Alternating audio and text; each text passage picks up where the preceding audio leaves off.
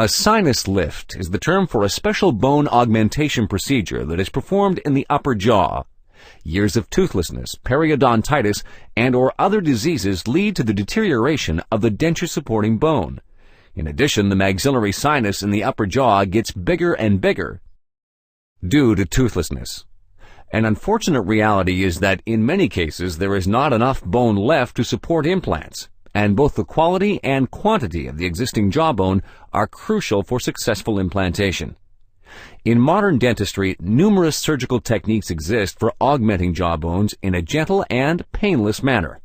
Sinus lift surgery is a special technique for the upper jaw. The mucous membrane of the maxillary sinus is lifted through a small window, and bone substitute material is inserted between the mucous membrane of the maxillary sinus and the remaining bone. Depending on the bone substitute material used, the foreign substance should turn into bone within 4 to 8 months, making an implantation possible again. Depending on the condition and the amount of the patient's existing remaining jawbone, it is possible to implant immediately during a sinus lift surgery, or to place the implant sometime after the bone augmentation procedure. A distinction is made between an internal and an external sinus lift. In an internal sinus lift, the mucous membrane of the maxillary sinus is prepared through the implant's drill hole. The cavity created is then inserted with bone material. The fact that the mucous membrane of the maxillary sinus is intact prevents the bone material from getting into the maxillary sinus from the top. The internal sinus lift is particularly suitable if just a few teeth need to be replaced. The external sinus lift is the more suitable option if a number of teeth need to be replaced, and there is very little bone left to work with. In this case, a small lateral window to the maxillary sinus is created. The bone substitute material is inserted through this window. In the video, you see a patient who, with the exception of 2 roots, no longer has any teeth in the upper jaw. Golden caps were fastened to the roots, providing a better hold for the full dentures during the bone augmentation procedure. You will now see an external sinus lift. The oral mucosa has already been lifted to the side, and a small window has been created through the remaining thin bone towards the maxillary sinus. One can clearly observe the lifting and lowering of the mucous membrane of the maxillary sinus in the bone window. This is synchronous with the breathing and is a sign that the maxillary sinus's mucous membrane is intact.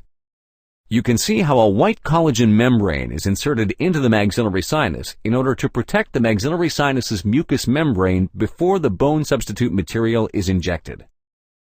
Now, the bone material is carefully pushed into the newly created cavity as gentle pressure is applied.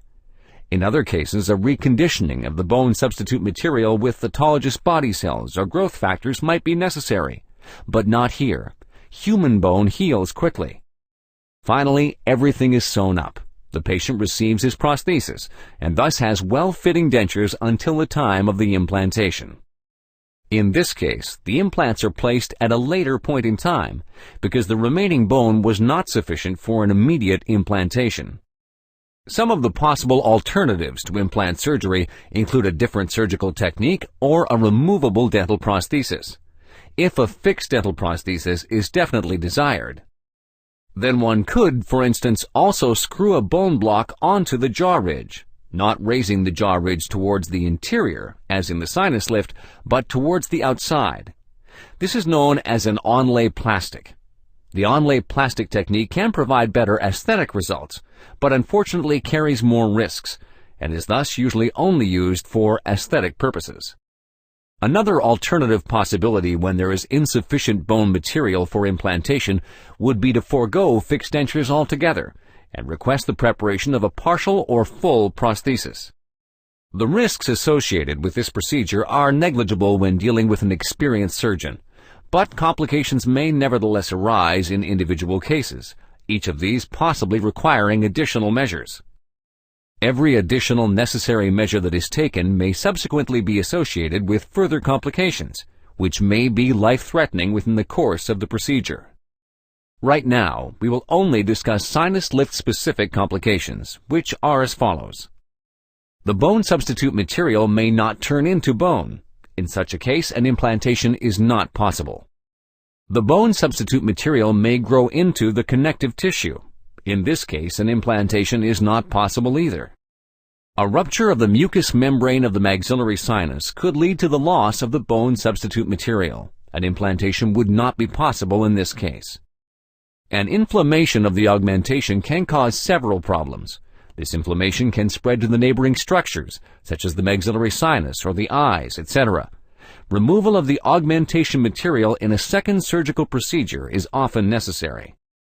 There's the possibility of injury to neighboring structures, such as nerves, cheeks, and blood vessels, with the respective consequences, such as maxillary sinusitis or sensation disturbances in the lip and upper jaw. Fortunately, such complications have become very rare due to positive developments in medicine during the past decades.